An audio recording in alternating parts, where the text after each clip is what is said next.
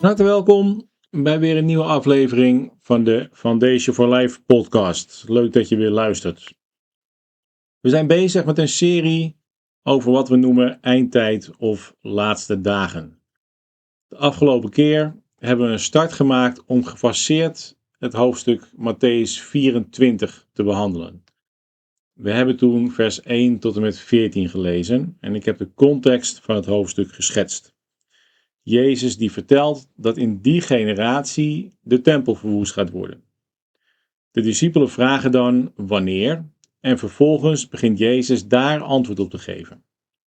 Hij noemt dan 7 tekenen en we zijn dit ook wel de tekenen van de eindtijd gaan noemen. Mijn aanname is dat als dit hoofdstuk over de verwoesting van de tempel gaat, dat dan deze tekenen tussen 30 en 70 na Christus plaats moeten vinden. Het zijn dan dus tekenen die in de geschiedenis zijn gebeurd en die niet meer in onze toekomst plaats zullen vinden. Ik zal de tekenen nog even opsommen.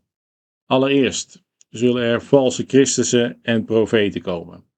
Ten tweede komen er oorlogen en geruchten van oorlogen. Ten derde hongersnoden en epidemieën. Ten vierde zullen er aardbevingen zijn. Ten vijfde vervolging.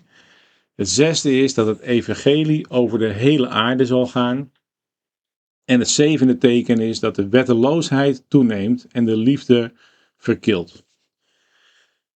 De eerste 2 tekenen, daar ben ik de afgelopen keer uitgebreid op ingegaan. We zullen in deze aflevering kijken naar de volgende 5 tekenen. Het derde teken waar Jezus over sprak, dat was dat er hongersnoden en epidemieën zouden zijn. Net als de vorige keer wil ik kijken naar Bijbelse bronnen en naar geschriften uit de geschiedenis om te zien of er sprake is van de vervulling van dit teken in de aanloop naar de verwoesting van Jeruzalem. We lezen uit Handelingen 1 vers 27, waar staat: En in die dagen kwamen enkele profeten vanuit Jeruzalem naar Antiochië. En een van hen, van wie de naam Agabus was, stond op en gaf door de geest te kennen dat er een grote hongersnood zou zijn over heel de wereld, die ook gekomen is onder keizer Claudius. Josephus, Eusebius en Orosius maken in hun geschriften ook melding van deze hongersnood. En hongersnoden gingen vaak hand in hand met epidemieën. Verder wordt er melding gemaakt van dit soort dingen in 40 na Christus in Babylon, in Rome in het jaar 65 en ook bij de omsingeling van Jeruzalem is er sprake van hongersnood en epidemieën. We kunnen dus stellen dat ook dit teken vervuld is. Hoe zit het dan met aardbevingen? Ik kan daar kort en feitelijk over zijn. In de Bijbel lezen we over een aardbeving bij Jezus zijn dood en opstanding. We zien dat Petrus, als hij in de gevangenis zit, bevrijd wordt door een grote aardbeving. Daarnaast kunnen we zien dat Pompeji in 63 na Christus verwoest werd door een aardbeving, maar ook in Laodicea, Kreta, Rome en Judea vonden er aardbevingen plaats tussen 30 en 70 na Christus. Dus ook het teken van de aardbeving kunnen we in die tijd plaatsen. Daarnaast zou er sprake zijn van vervolging van christenen. Als je een beetje bekend bent met het Nieuwe Testament, dan ligt het antwoord voor de hand. Maar we gaan er toch even naar kijken. De discipelen zijn na Pinksteren nog nauwelijks aan het preken en dan zien we al dat Petrus en Johannes gevangen gezet zijn en voor het Sanhedrin gebracht worden. Ze worden dan losgelaten met de dreiging dat er serieuze consequenties zullen zijn als ze doorgaan met prediken. We lezen hierover in Handelingen 4. Op het moment dat ze vrij zijn, beginnen ze direct weer te prediken en in Handelingen 5 zitten ze alweer in de gevangenis, waar ze vervolgens op wonderbaarlijke manier bevrijd worden. In Handelingen 6 zien we dat Stefanus gevangen genomen wordt. In Handelingen 7 zien we dat Stefanus gestenigd wordt. En dan lezen we in Handelingen 8 vers 1: En Saulus stemde van harte in met zijn dood. En er ontstond op die dag een grote vervolging tegen de gemeente die in Jeruzalem was. En zij werden alle verspreid over de landstreken van Judea en Samaria, behalve de apostelen. En godvrezende mannen droegen Stefanus samen naar het graf en bedreven grote rouw over hen. En Saulus begon de gemeente te verwoesten. Hij ging de huizen binnen, sleepte mannen en vrouwen mee en leverde hen over in de gevangenis. Zij dan, die overal verspreid waren, trokken het land door en verkondigden het woord. Het patroon lijkt me helder. Er was heftige vervolging vanuit de Joden naar de christenen. Maar dat niet alleen. In die tijd was er een brand geweest in Rome en er was een gerucht verspreid dat de christenen hiervoor verantwoordelijk zouden zijn. Het gevolg hiervan was dat keizer Nero christenen begon te vervolgen op een gruwelijke manier. Hij gebruikte christenen als fakkels in zijn tuin, waar ze levend verbrand werden. In arena's werden ze om de mensen te vermaken bekleed met dierenhuiden, om vervolgens door wilde dieren verscheurd te worden. Was er sprake van vervolging in die dagen? Ik denk dat het antwoord op deze vraag wel duidelijk is.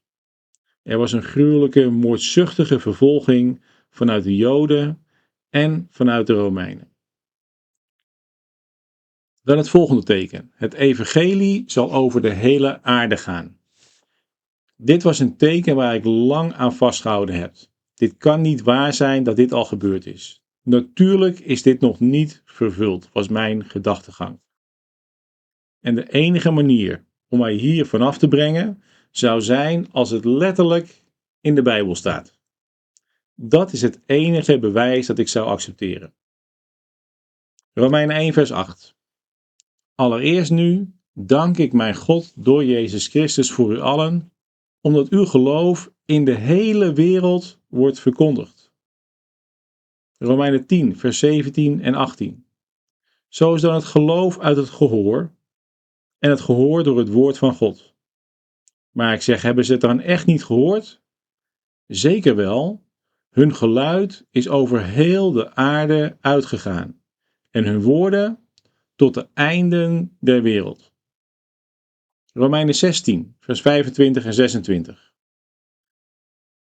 Hem nu, die in staat is u vast te doen staan, overeenkomstig mijn evangelie en de prediking van Jezus Christus, overeenkomstig de openbaring van het geheimenis dat door de tijden der eeuwen heen verzwegen was, maar dat nu geopenbaard is en door de profetische schriften onder alle heidenen bekend is gemaakt. Kolossenzen 1, vers 5 en 6. Hiervan hebt u eerder gehoord door het woord van de waarheid, namelijk het evangelie. Dit is naar u toegekomen, zoals ook in de hele wereld. Kolossenzen 1, vers 23. Als u tenminste in het geloof blijft, gefundeerd en vast, en u niet laat afbrengen van de hoop van het evangelie dat u gehoord hebt, en dat gepredikt is in de hele schepping die onder de hemel is. Als je het woord wereld bekijkt in het Grieks, dan zie je ook wel dat het land betekent, of in deze context aannemelijk dat het gaat over het Romeinse Rijk. Dat het gaat over de wereld zoals zij die kenden. Het rijk waarin zij leefden.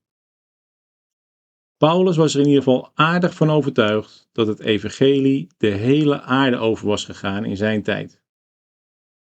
Er zijn dus stevige Bijbelse teksten aan te voeren om ook dit teken als vervuld te zien in de geschiedenis. Als laatste noemde Jezus de wetteloosheid, dat wetteloosheid toenam en dat de liefde verkilde. Ik denk eigenlijk dat we dit al gehoord hebben toen we spraken over vervolging. Je kunt dit met een gerust hart liefdeloos en kil noemen, wetteloos, zonder enige vorm van genade of gerechtigheid. En als we kijken in de geschriften van Josephus over deze periode, dan geeft hij een inkijkje in de cultuur in die tijd. Josephus noemt dan dat de opstandigheid naar de Romeinen meer en meer toeneemt. De stad was verdeeld in rebellengroepen en die bestrijden elkaar. Hij spreekt van immoraliteit en zedeloosheid. En daarnaast zegt hij het volgende. In Jeruzalem in die dagen was het slechter dan in Sodom en Gomorra. Sterker kun je het eigenlijk niet omschrijven. De stad was er slechter aan toe dan in de dagen van Sodom en Gomorra. En we zien de staat, het verval, het karakter van die generatie die toen leefde ook terug in de woorden van Jezus en Johannes de Doper. Ze noemden het een overspelige, perverse generatie. Als Petrus gaat preken op de Pinksterdag, dan heeft hij het over redding. Redding waaruit? Uit dit overspelige geslacht. Een wetteloze generatie waar de liefde verkeeld was. Jezus vertelde dat er geen steen op de ander gelaten zou worden en dat al deze tekenen plaats zouden vinden in die generatie. Ik denk dat we op basis van de Bijbel en van geschiedkundige bronnen kunnen stellen dat dit allemaal heeft plaatsgevonden. Wat mij betreft zijn dit ook geen dingen meer waar we hoeven te vrezen in ons leven of in de toekomst. Dus mocht je in angst leven voor deze dingen, dan bid ik je toe dat de angst en de vrees en de zwaarte die deze tekenen met zich mee hebben gebracht van je af zullen vallen. Ik bid je vrijheid, vrede, vreugde toe en een positieve, hoopvolle blik op de toekomst. Ik laat het hierbij voor deze keer. Volgende keer gaan we verder met Mattheüs 24. Leuk dat je weer luisterde.